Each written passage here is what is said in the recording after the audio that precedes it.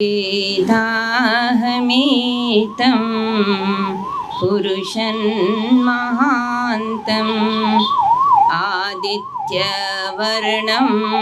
तमसः परस्तात् तमेव विदित्वाति मृत्युमेति नान्यः पन्था विद्यते अनायाम्।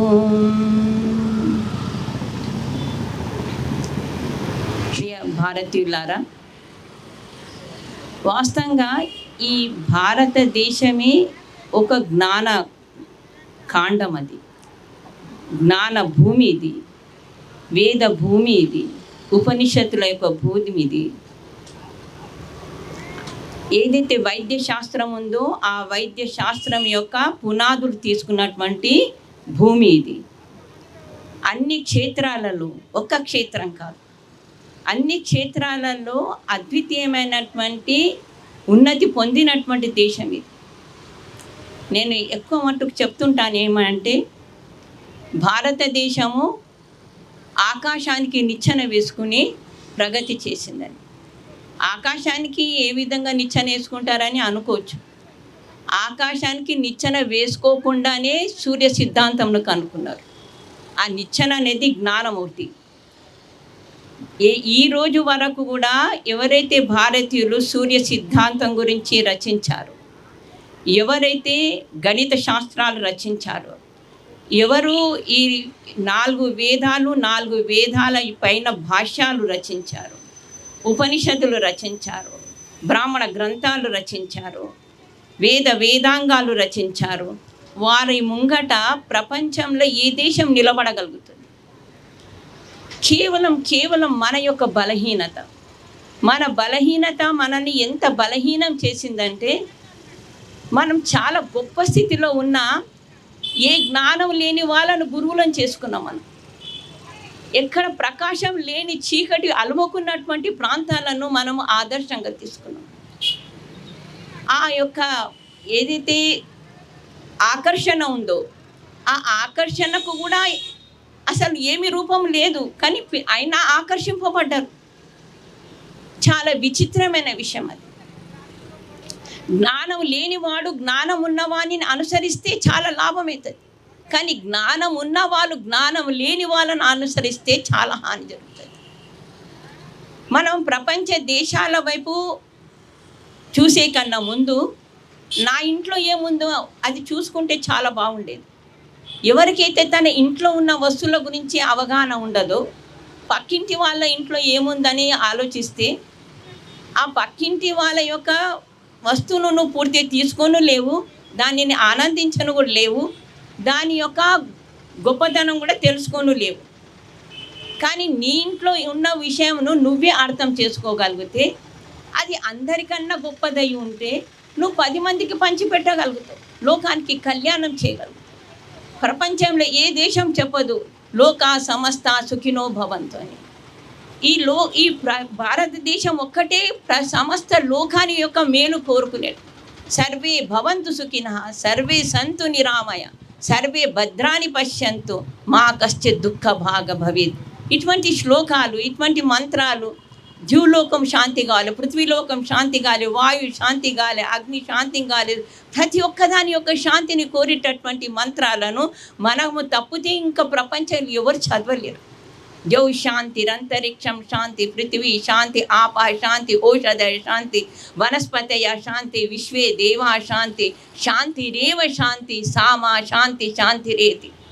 ఇంత గొప్ప గొప్ప మంత్రాలు పుట్టినటువంటి దేశంలో ఈరోజు ప్రపంచంలో మన యొక్క జ్ఞానమును మనమే ప్రసాదించలేనటువంటి పరిస్థితిలో ఉన్నామంటే ఎంత విచిత్రమైన పరిస్థితి.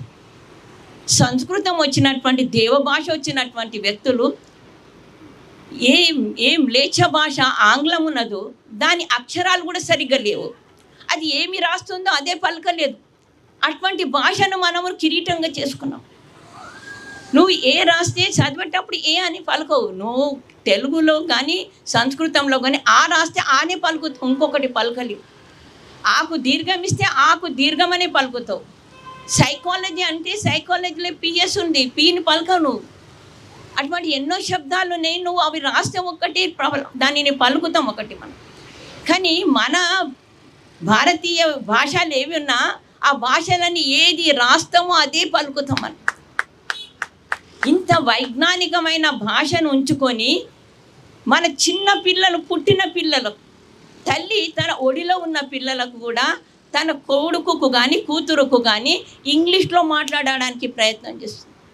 You want water, just laugh, be happy. అంత చిన్న పిల్లగానికి కూడా నువ్వు నీ మాతృభాషతోని పరిచయం చేయనటువంటి జాతి ఏం జాతి ఉండదు. ఏ విధమైనటువంటి సంస్కృతి తీసుకొచ్చుకుంటున్నాం మనం. ఈ సంస్కృతి ప్రపంచంలో ఎంతోమంది విద్వాంసులు, ఒకరిద్దరు కాదు. Everything has come down to has from the banks of Ganga అని వాల్టేర్ అంటే.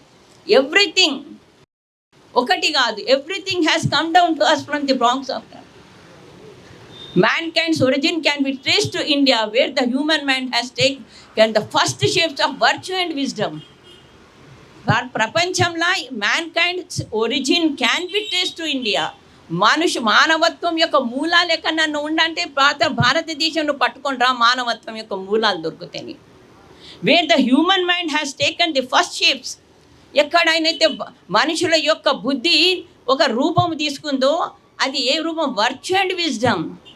దానికి ధర్మము ఇంకా జ్ఞానము రెండిటితోని ఉన్నతి చేసినటువంటి జాతి ఏదైనా ఉంటే అది భారతదేశం. ఆ దేశము తన యొక్క గొప్పతనం మర్చిపోయి ఈరోజు తెలియని వాళ్ళు లేక ఏ విధమైనటువంటి జ్ఞానం లేని వాళ్ళలాగా బయటికే చూస్తున్నారు, కానీ నా ఇంట్లో ఏముందో చూడడం లేదు.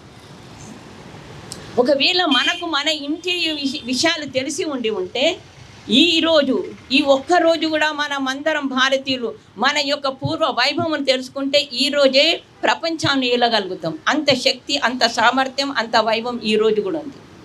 ఎన్నో పుస్తకాలు పోగొట్టుకున్నాం. నలంద యూనివర్సిటీ కాల్ చేస్తే ఎన్నో గొప్ప గొప్ప గ్రంథాలు సమాప్తం అయిపోయినాయి. అంత సమాప్తమైనా కానీ ఇప్పుడు మిగిలినటువంటి శాస్త్రాలను కూడా పట్టుకుంటే ఈరోజు కూడా ప్రపంచంలో ఉన్నతమైన స్థితిని పొందగలుగుతుంది మన దేశం. మీ ముందు ఎన్నో విషయాలు జరుగుతుంటుంటాయి, కానీ మీకు ఎప్పుడు దాని మీద అవగాహన ఉండదు. ఎప్పుడు మీరు ఒక పురోహితుని పిలుచుకొని ఎప్పుడు అడుగుతారంటే, మా అబ్బాయి వివాహం ఉందండి, మా అమ్మాయి వివాహం ఉంది, మంచి రోజు ఏంటిది, ఏం నక్షత్రము, ఏం తిథి అని ఆ రోజు అడుగుతారు. కానీ ఈ నక్షత్రం, ఈ తిథి యొక్క ప్రభావంతో మనకు ఏ రోజు గ్రహణం పడుతుందో ఒక సంవత్సరం ముందు రాసుకొని ఉంటుంది మన పంచాంగంలో. ఏదైతే ఆపరేటర్స్తోని వాళ్ళు కొన్ని రోజుల ముందు చెప్పుకుంటారో అది మనం ఒక సంవత్సరం ముందు ఏ ఆపరేటర్స్ లేకుండా కేవలం ఒక గణితం ద్వారా మనకు ఎప్పుడు గ్రహణం పడుతుంది, ఏ ప్రాంతంలో గ్రహణం పడుతుంది, ఎన్ని గంటలకు ప్రారంభం అవుతుంది, ఎన్ని గంటలకు వదులుతుంది, ఇవన్నీ కూడా మనకు ముందే చెప్పి ఉంటాయి. అంటే ఆకాశానికి నిచ్చెన వేసుకున్నారు కదా. నక్షత్ర జ్ఞానం, ఈరోజు ఏం తిథి ఉన్నది, ఈరోజు ఏ నక్షత్రం ఉంది, ఈరోజు ఏ నక్షత్రం ఉందో మీరు ప్రతిరోజు మీ క్యాలెండర్లో చూసినా మీకు కనిపిస్తుంది. ఎవరు చెప్పారండి ఈరోజు ఈ నక్షత్రం ఉందని? పిల్లలకు సంతానం కావాలనుకునే వాళ్ళకు కూడా నక్షత్ర జ్ఞానం సరిగ్గా తెలుస్తాయి, తిథి జ్ఞానం సరిగ్గా తెలుస్తాయి. ఏ రోజు మనం సంతానం గురించి సంకల్పం చేస్తామో ఆ రోజు యొక్క జ్ఞానం ఉంటే మనం శ్రేష్టమైన సంతానం ఇవ్వగలుగుతాం. కానీ మన శాస్త్రం ఎంత చెప్పినా మనం మటుకు దానిని అనుసరించము, దాని వైపు చూడము. గర్భిణీ స్త్రీ ఏమి తింటే హాని జరుగుతుంది, ఏమి తింటే పిల్లలకు బుద్ధి వృద్ధి అవుతుంది, అది కూడా మనకు చరకుడు కానీ సుశ్రుతుడు కానీ చాలా మంచి రాశారు. ప్రారంభంలో ఏ రోజు సంకల్పం చేసి సంకల్పం కన్నా ముందు ఏ ఆహారం తీసుకున్నారు అది కూడా శాస్త్రం రాశారు. ఇన్ని విధాలుగా శాస్త్రం మన ముందు అరటి పండులు తీసి ముందు పెట్టినట్టు శాస్త్రం ముందు పెడితే మనం దానిని అనుసరించకుంటే హాని ఎవరికి జరిగింది? మనకి కదా హాని జరిగింది. ఈరోజు ఏ గోమాత గురించి మనం పరితపిస్తున్నామో ఆ గోమాత గురించి మన శాస్త్రాలు ఎంత కొనియాడినాయి, వేదమే కొనియాడింది. ఇంకా వేరే శాస్త్రాల గురించి చాలా దూరం. యూయం గావో మేధయత కృషంచిత్ అశ్రీరంచిత్ కృత సుప్రతీకం భద్రం గృహం కృణుత భద్రవాచో బృహద్వో వయవా ఉచ్యతే సభాసు. యూయం గావో మేధయత కృషంచిత్ అశ్లీరంచిత్ కృత సుప్రతీక. ఓ గోమాతల్లారా, ఎవరైతే చాలా క్షీణించిపోయి ఉన్నారో, ఎవరి ముఖం మీద తేజస్సు లేదో, కేవలం అమ్మ నిన్ను ఆశ్రయించినంత మాత్రానని వాళ్ళు సుప్రతీకం, చాలా తేజవంతులు కాదు. భద్రం గృహం కృణత భద్రవాచో. పాలు పనికొస్తాయి, నెయ్యి పనికొస్తుంది, గోమూత్రం పనికొస్తుంది, గోమయం పనికొస్తుంది, ఇవన్నీ ఎన్నోసార్లు చెప్పుకున్నాం. కానీ వేదం ఏమంటుందంటే భద్రం గృహం కృణత భద్రవాచో. అమ్మ నీ అరుపులు కూడా చాలా కళ్యాణం చేస్తాయి. కాబట్టి ముందు భారతదేశంలో ప్రతి ఇంటి ముందు గోమాతలను ఎందుకు ఉంచుకునేదంటే ఆ అమ్మ ఏదైతే తన యొక్క అంబా అని అరుస్తుందో ఆ అంబా అని అరిసేటటువంటి ఆ శబ్దం కూడా నీకు పాజిటివ్ ఎనర్జీస్. అందుకే వేదం అంటే భద్రం గృహం కృణత భద్రవాచు. అమ్మ నీ యొక్క కళ్యాణకారకమైనటువంటి నీ అరుపులు ఏవైతున్నాయో నా గృహాన్ని నేను కళ్యాణకారకం చేస్తాను. ఆవు యొక్క పాలు, పెరుగు, నెయ్యి, గోమూత్రం, గోమయం, పంచగవ్యాలు ఏవైతున్నాయి అవి అమృతాలేవి. ఆ అమృతమైనటువంటి ప్రతి ఒక్క అమృతంతో కూడినటువంటి ఆ యొక్క కాంబినేషన్. ఒక్కసారి చరకమును సుశ్రుతం చదవండి. ఈ పంచగవ్యాల యొక్క కాంబినేషన్స్తో ఎన్ని రోగాల యొక్క నిదానం రాస్తుంది. కానీ దాని మూలమైన గోమాతనే పోగొట్టుకుంటున్నాం మనం. మాతరః సర్వభూతానాం. ప్రతి ఒక్క మనిషికి కాదు, శాస్త్రం అంటుంది మాతరః సర్వభూతానాం. అందరికీ తల్లి ఎవరంటే ప్రతి ప్రాణికోటికి తల్లి ఉంది అమ్మ. గోమాత ఎవరైతే ఉన్నారో ఆ గోమాత కేవలం మనుష్య మాత్రానికి తల్లి కాదు, తన సంతానమైన వాటికి తల్లి కాదు, సమస్త ప్రాణికోటికి తల్లి అని చెప్తుంది. మాతరః సర్వభూతానాం. అటువంటి అందరికీ తల్లి అనిపించేటటువంటి సర్వ సుఖప్రదాహ, అందరికీ సుఖమునిచ్చేటటువంటిది. గావో లక్ష్మ సదా మూలం. ఆవు అన్నింటికి అన్ని ఐశ్వర్యాలకు మూలంలో ఎవరని ఉంటే ఆ గోమాత ఉంది. వృద్ధి మాకాంక్షత నిత్యం గావో కార్య ప్రదక్షిణ. ఎవరైనా వృద్ధి కావాలనుకుంటే ఆవు యొక్క ప్రదక్షిణ చెయ్యండి. ఆ ప్రదక్షిణతోని కూడా మీకు ఎంతో వృద్ధి కాగలదు. ప్రదక్షిణ శబ్దంతో రెండు అర్థాలు ఉన్నాయి. ఒకటి ప్రదక్షిణ అంటే ఏంటిదంటే ఆవు చుట్టూ తిరగడం. ఆవు చుట్టూ తిరిగినంత మాత్రాననే ఆవులో ఇంత ఎనర్జీ ఉందంటే తిరిగినంత మాత్రానే మన లోపల ఉన్న ఎనర్జీ లెవెల్స్ పెరగగలుగుతాయి. ఎవరైనా బలహీనం ఉన్నారు, ఎవరికైనా మానసిక రోగాలు ఉన్నాయి, వాళ్ళకి కేవలం గో ప్రదక్షిణ చేయమనండి, వాళ్ళ మానసిక రోగాలు తప్పకుండా దూరం కాగలుగుతాయి. అందుకే శాస్త్రం అంటూ వృద్ధి మాకాంక్షత నిత్యం గావా కార్య ప్రదక్షిణ. నువ్వు నీ యొక్క వృద్ధి కావాలని అనుకుంటే కేవలం ఆవు యొక్క ప్రదక్షిణ చెయ్యి, నీ యొక్క వృద్ధి కాగలుగుతుంది. ఇందులో రెండు అర్థాలు ఉన్నాయి. ఒకటి ఆవు ప్రదక్షిణ స్థూలంగా చేయడం, రెండోది ఆవు యొక్క ప్రదక్షిణ అంటే ఆవు యొక్క ప్రతి ఒక్క వస్తువు మీద నువ్వు దాని యొక్క విషయం తెలుసుకొని దానిని అవలంబించు, దానిని పాటించు. ఆ విధంగా ప్రతి ఒక్క వస్తువు కూడా ఆవులది చాలా గొప్పగా ఉపయోగపడుతుంది. కేవలం ఒక్క ఆవు నెయ్యి గురించి చరకుడు ఏమంటున్నాడంటే స్మృతి బుద్ధ్యగ్ని శుక్రోజ కఫమీదో వివర్ధనం. స్మృతి, మనకు పిల్లలకు జ్ఞాపక శక్తి చాలా తక్కువైపోతుంది. చిన్న పిల్లలకు ఒక్క మాటను 10 సార్లు జ్ఞాపకం చేయించవలసి వస్తుంది. కానీ అదే ఆవు నెయ్యి అతడు గర్భిణీ స్త్రీ కూడా ఆవు నెయ్యి తీసుకొని, కొడుకు పుట్టిన తర్వాత కూడా ఆవు నెయ్యి తీసుకుంటే అతనికి ఇంత మంచి మెమరీ పవర్ అవుతుందంటే అతడు ఏది చదివినా ఏది పట్టుకున్నా చాలా తొందరగా పట్టుకోగలుగుతాడు. దాని గురించి చాలా మంచిగా విచారణ కూడా చేయగలడు. స్మృతి బుద్ధి, స్మృతి అన్న తర్వాత ఆగలేదే చరకుడు. స్మృతి కూడా వృద్ధి చేస్తుంది, బుద్ధిని కూడా వృద్ధిని చేస్తుంది. బుద్ధి ఏం చేస్తుంది? అవగాహన చేపిస్తుంది. కాబట్టి స్మృతి ఏం చేస్తుంది? అవగాహన చేసినా దాన్ని జ్ఞాపకం ఉంచుతుంది. కానీ బుద్ధి ఏం చేస్తుంది? దానిని ఏదైతే మనం ఒక సబ్జెక్ట్ను తెలుసుకుంటామో దానిని తెలుసుకునే శక్తిని ఇస్తుంది. స్మృతి బుద్ధి అగ్ని.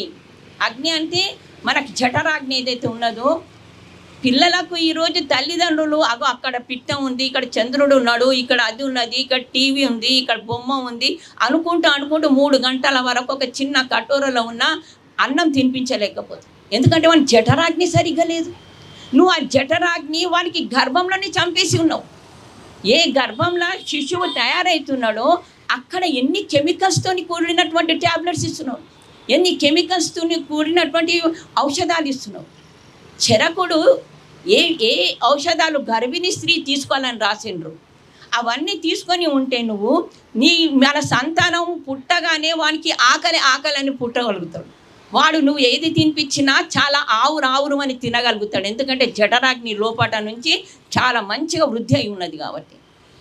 కేవలం గర్భిణీ స్త్రీ గురించి చెరకుడు రాసిన విషయం చదివితే అందరూ కూడా చాలా గొప్ప గొప్ప ఆత్మలను పిలుచుకోగలుగుతారు.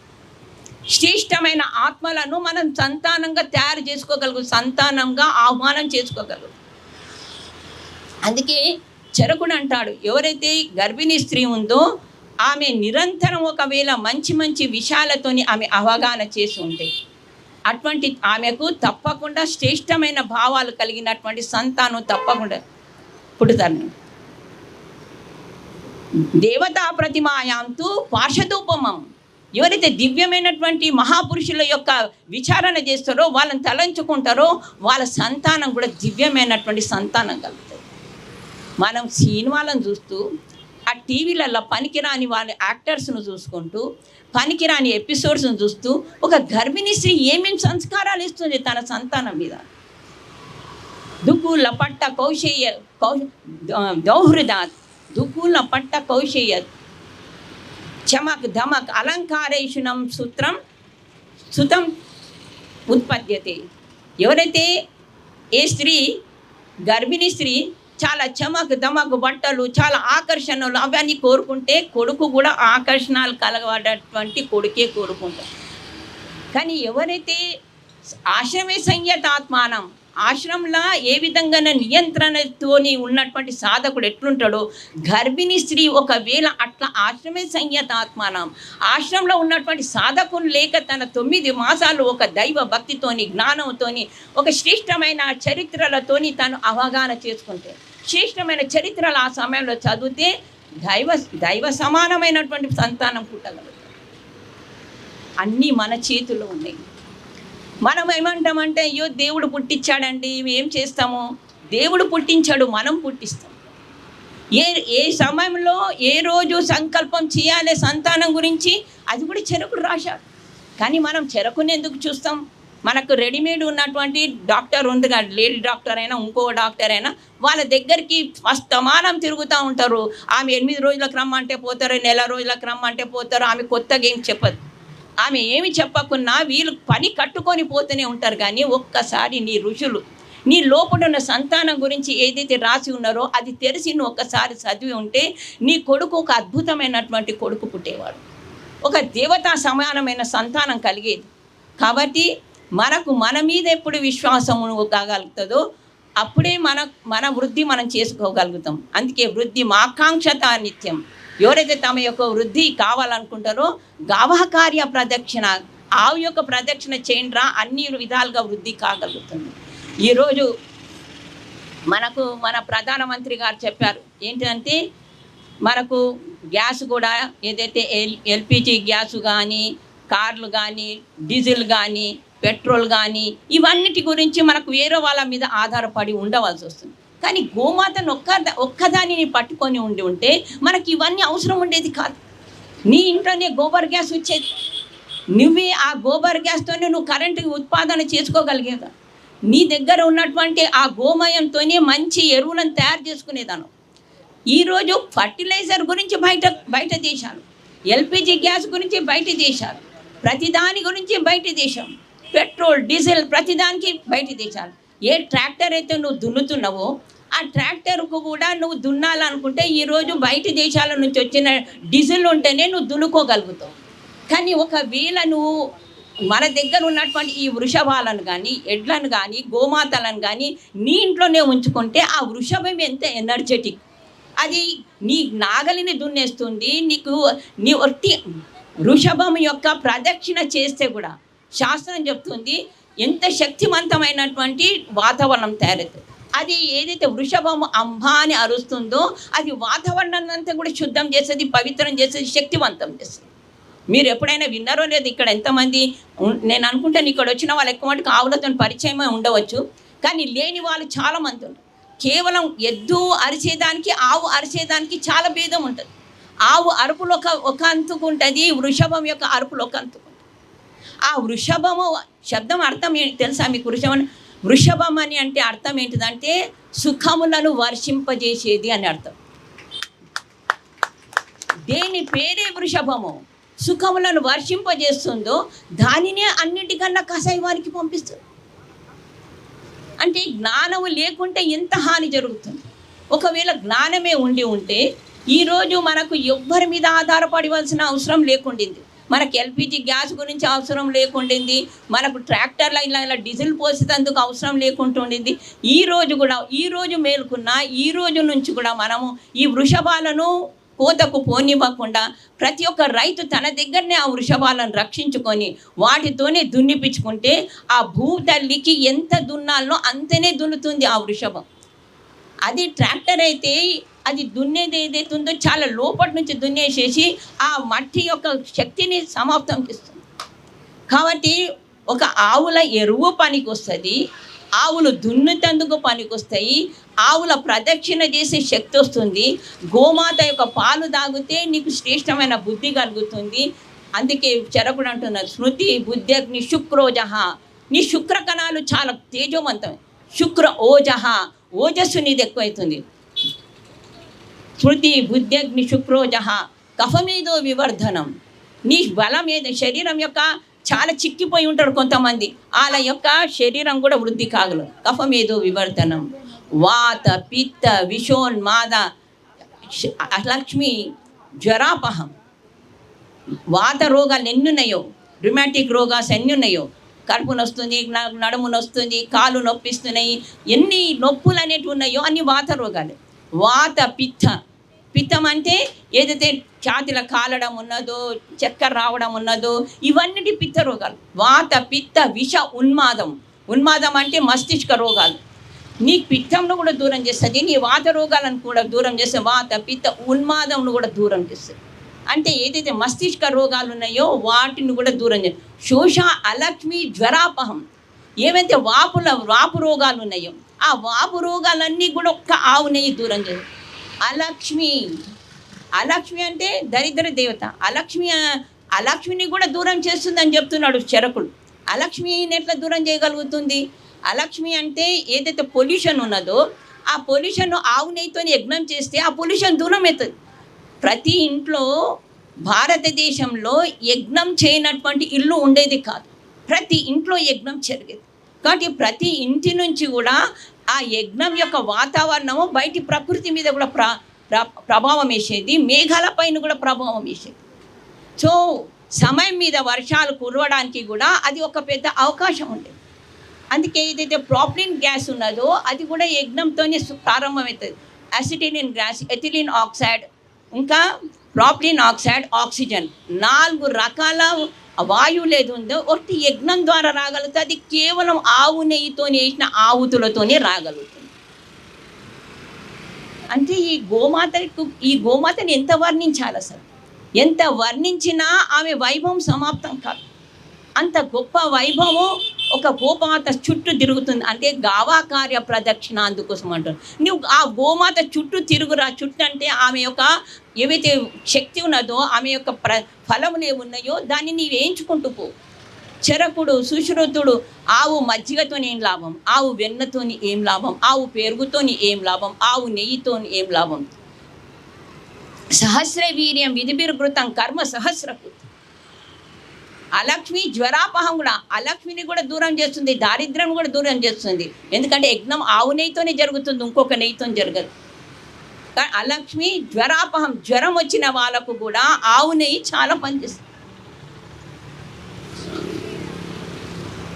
సహస్ర వీర్యం విధిభిర్గృతం కర్మ సహస్రకు.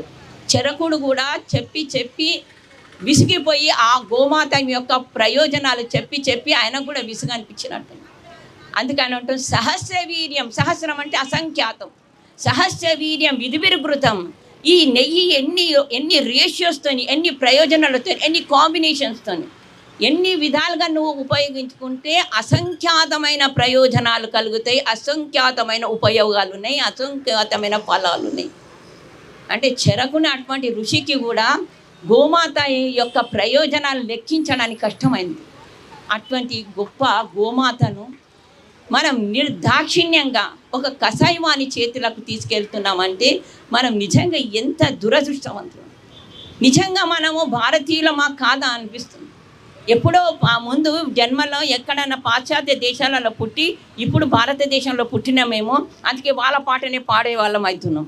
కాబట్టి మనకు మన దేశం యొక్క చరిత్రను తెలుసుకోవాలంటే అదొక్కటే విషయం కాదు. ఇప్పుడు మన విజయరామ్ గారు చెప్పారు, చదువు ఏదైతే ఉందో అదైతే ముఖ్యం ఉన్నది. నువ్వు నీ దేశం యొక్క చదివే చదివించకుంటే వాడు నీ దేశస్తుడు ఎందుకైతావు? నువ్వు పాశ్చాత్యులనే అనుసరిస్తే పాశ్చాత్యులే అవుతారు.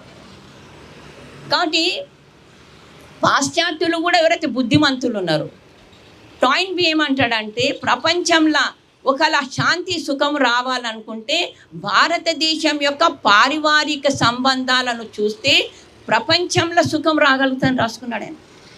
ఎటువంటి సుఖం వస్తుంది? ఈ భారతీయులు ఎంత గొప్ప వాళ్ళంటే తన పరివారమునే సమాజంకు ఒప్పజెప్పారు. సమాజం లోపల వ్యవహారం చేశాడు. ఏ విధంగా వ్యవహారం చేసిండు? తనకన్నా కొంచెము పెద్దగా ఉంటే అమ్మ ఇంట్లో ఉన్నాను అక్క అంటాం మనం. బయట అక్క వయసు వాళ్ళు ఎవరైనా బస్సులో కనిపించినా, రోడ్డు మీద కనిపించినా, రైల్లో కనిపించినా, ఇంకెక్కడైనా కూడా అక్కయ్య అని పిలుస్తాం. ఎవరైనా అమ్మ వయసులో కనిపిస్తే అమ్మ అని పిలుస్తాం. తండ్రి వయసులో కనిపిస్తే నాన్న అని పిలుస్తాం, మామయ్య అని పిలుస్తాం, చిన్నాన్న అని పిలుస్తాం, తాతయ్య అని పిలుస్తాం, అమ్మమ్మ అని పిలుస్తాం, నానమ్మ అని పిలుస్తాం. ఏదేది కుటుంబంలో వ్యవస్థ ఉన్నదో అదంతా కూడా సమాజంలో మనం అదే వ్యవస్థతో వ్యవహారం చేస్తాం. అందుకే టాయిన్బీ అంటుండు, ఎంత గొప్ప దేశం అయ్యా ఇది. తన పరివారంను మొత్తం సమాజంలో చూడగలుగుతుంది, సమాజంనంతా తన పరివారంలో చూడగలుగుతుంది.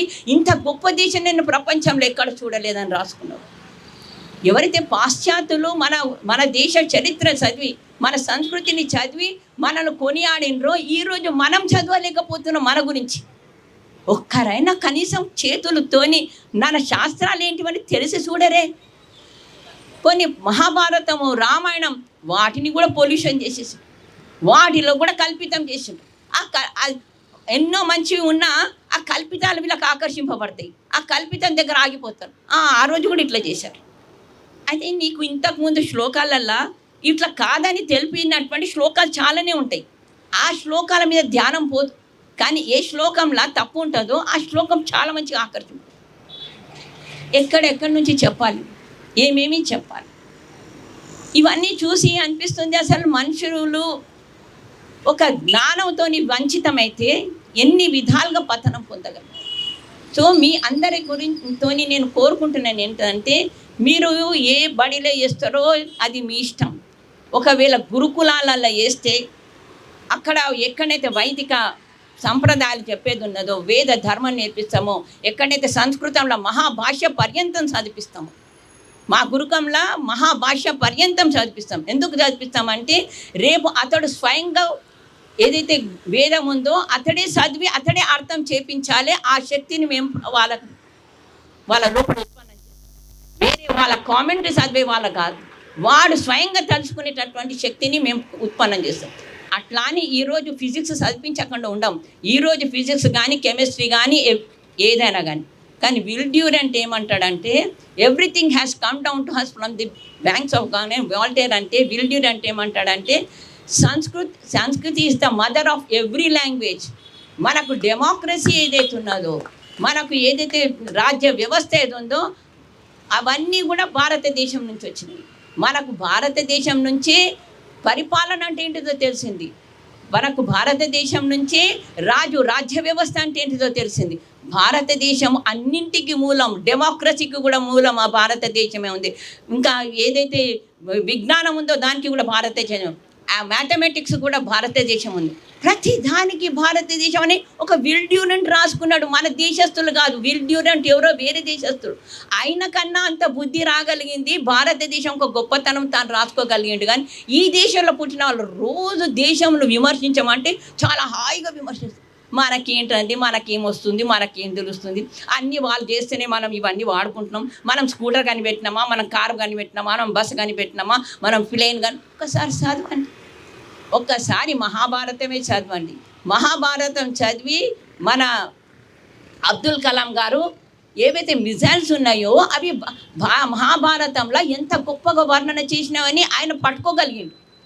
ఎందుకంటే జ్ఞానం ఉన్న వ్యక్తి కాబట్టి. మనం ఏమీ చదవకుండా మన దగ్గర ఏమీ లేదని ఎట్లా అనగలుగుతాం? నేను ఒకవేళ మీ ఇంట్లో నేనేం చూడలేదు, ఈయన ఇంట్లో అది లేదు, ఆయన ఇంట్లో అది లేదు, ఈయనకి ఇంట్లో అది లేదంటే మీరు ఏమనుకుంటారు? వాళ్ళ ఇంట్లో ఫ్యాన్ లేదండి అని నేను అన్నాను అనుకో, మీ ఇంట్లో ఫ్యాన్ ఉండి ఉంటుంది, నేను లేదంటే మీకేమనిపిస్తుంది? అరే మాతాజీ చూడకుండానే ఏదో ఒకటి అంటున్నారు అనిపిస్తుంది. అట్లనే నేను ఆ ఋషుల యొక్క వారసత్వంతో అంటున్నాను. మీరు ఏమి మా ఋషుల యొక్క గ్రంథాలు చూడకుండా అది లేదు ఇది లేదు జ్ఞానం లేదు మా పిల్లలకు అన్న నుంచి ఈ శాస్త్రాల నుంచి ఏమి రాదని అంటే నేనేమనాలి? కాబట్టి ఏవేవి ఈరోజు చదివిస్తున్నారో పిల్లలకు వాటన్నింటికన్నా కూడా ది బెస్ట్ ఎడ్యుకేషన్ సిస్టమ్ ఎక్కడన్నా ఉంటే మన శాస్త్రాలలో. కాబట్టి శాస్త్రాన్ని అనుసరించడానికి ప్రయత్నించారు. శాస్త్రాలు మనవి సామాన్యమైనటువంటి కాదు, వేరే వాళ్ళ మత గ్రంథాలు కావు. మీకు మంచిగా తెలుసుకోండి, భారతదేశంలో ఏవైతే గ్రంథాలు ఉన్నాయో అవి మత గ్రంథాలు కాదు. మన దగ్గర మతాలు ఎప్పుడు రాలేదు. మన దగ్గర ధర్మం గురించి చెప్పబడింది, ధర్మ గ్రంథాలు ఉన్నాయి. ధర్మం అంటే జాన ఏవ ధర్మ. మహర్షి పతంజలి అంటుండు, ధర్మం అంటే ఏంటిదిరా అంటే ఇది రాసిండు ఇది రాము, అది రాసినాం అది నమ్మం అని కాదు. జాన ఏవ ధర్మ, జ్ఞానమే ధర్మము. కాబట్టి ధర్మము వేరు జ్ఞానం వేరు కాదు. అది మన ఋషి సంప్రదాయం. ఏదేది ధర్మం ఉందో అది జ్ఞానం ఉంది, ఏదైతే జ్ఞానం ఉందో అదే ధర్మం ఉంది. జ్ఞానం లేనటువంటిది అధర్మం అవుతుంది, కానీ జ్ఞానం ఉన్నదే ధర్మం కాగలుగుతుంది. కాబట్టి భారతీయుల యొక్క మూలం ఏదైతే ఉందో దేన్నైతే మనం ధర్మం అంటున్నామో అది జ్ఞానం ఉంది. అందుకే సుఖస్య మూలం ధర్మ. అందుకే చాణక్యుడు అంటుండు, మీకు నిజంగా సుఖమే కావాలనుకుంటే ధర్మం పట్టుకోండి. సుఖస్య మూలం ధర్మ. సుఖము కావాలనుకుంటే ధర్మముతోనే సుఖం దొరుకుతుంది, ఇంకా వేరే విధానం లేదు నీకు సుఖం దొరకడానికి. కాబట్టి మన అందరి యొక్క ప్రయత్నం ఏదైతే ఉందో అది నిరంతరము మన శాస్త్రాల వైపు go back to the Vedas. వేదం వైపు వరలండి. మనం అన్నిటిని సాధించగలుగుతాము, ప్రపంచానికి నేతృత్వం ఇవ్వగలుగుతాము. ఈరోజు కూడా మనం ప్రపంచానికి గురువు కాగలిగే స్థానం ఎవరికైనా ఉంటే కేవలం భారతీయులకే ఉన్నది. కాబట్టి అటువంటి సంపదను ఉంచుకొని తన ఇంట్లో బంగారం పెట్టుకొని ఇచ్చి తిరిగే వాళ్ళని ఏమని అంటారు? తన ఇంట్లో అన్నం ఉన్న వాడిని భిక్షాటన పట్టుకొని భిక్ష పాత్ర తీసుకొని బయట భిక్షం అడుగుతుంటే వాడిని ఏమంటావు? కాబట్టి భర్తృహరికి కూడా ఒక శ్లోకం రాశాడు అట్లా ఇదే విధంగా. ఏమనంటే ఒక వ్యక్తి భిక్ష పాత్ర పట్టుకొని ఉంటే అతనిని ఆ కవి ఏమంటుండంటే, అరే ఓ మూర్ఖ, భిక్ష పాత్ర ఎందుకు పట్టుకున్నావురా? నువ్వు ఏ భూమి మీద కూర్చొని ఉన్నావో ఆ భూమిని కొంచెం తవ్వి చూడు, అట్లా రత్నాలు మాణిక్యాలు బంగారం వెండి అన్ని రకాల సంపదలు ఉన్నాయి. కొంచెం లేచి నువ్వు కూర్చున్న స్థలాన్ని తవ్వు, అంతే. తవ్వినంత మాత్రాన నీకు అవన్నీ రత్నాలన్నీ కనిపిస్తుంది. ఇది రత్న గర్భం ఉన్నది. ఈ దేశంలో రత్న గర్భాన్ని వదిలేసి నువ్వు భిక్ష పాత్రకు ఎందుకు వచ్చేసి? మనకు భర్తృహరి కూడా అదే తెలియదు. మనకు భర్తృహరి ఎవరో కూడా తెలియదు. నేను భర్తృహరి రాసిందంటే కూడా మీకు అనిపించేంత ఎవరో XYZ మేబీ మనకు ఏదో మాతా చెప్తారు కాబట్టి ఇట్స్ ఓకే అని అనుకోవచ్చు. కానీ చదవడానికి ఈరోజు మన సంస్కృత భారతి వాళ్ళు చాలా మంచి పుస్తకాలు ప్రింట్ చేస్తున్నారు. అవే కాకుండా మనకు ధార్మిక సంస్థలు కూడా ఎన్నో మంచి పుస్తకాలు వాళ్ళు పబ్లిష్ చేస్తారు. కానీ మనకు అవన్నీ కాదు. ఈ పనికిరాని ప్రొడ్యూసర్స్, ఈ పనికిరాని డైరెక్టర్స్, వాళ్ళు టీవీ మీడియాలో కావచ్చు, వాళ్ళు ఎలక్ట్రానిక్ మీడియాలో కావచ్చు, సినిమా కావచ్చు, వాళ్ళు ఏది చెబితే అది చేస్తారు. వాళ్ళు ఎట్లా డ్రెస్ చేసుకుంటే అట్లా. అంత గుడ్డి వాళ్ళమా లేకుండా అంత బుద్ధిహీనులమా? వాళ్ళు ఎటువంటి తప్పులు చేసినా తప్పున్నదిరా నువ్వు ఎందుకు ఇట్లా చేస్తున్నావు వాడిని అడగాల్సింది పోయి, వాడు ఎట్లా తప్పులు చేసినా వీడు తప్పులు తీసుకోవడానికి రెడీ ఉన్నాడు. ఏంటిది? ప్రజలు గురువులు అలాగా ఉండాలి. ఎవరన్నా తప్పు చెప్తారే ఎందుకు ఇట్లా చేస్తున్నా అని చెప్పడానికి సాహసం ఉండాలి ప్రజలలో. ఎప్పుడైతే ప్రజలలో చైతన్యం ఉంటుందో ఎవ్వరేం చేయలేరు. ఏ ప్రజానాయకులు కూడా ఏం చేయలేరు, ఏ డైరెక్టర్లు ఏం చేయలేరు, ఏ యాక్టర్స్ ఏం చేయలేరు.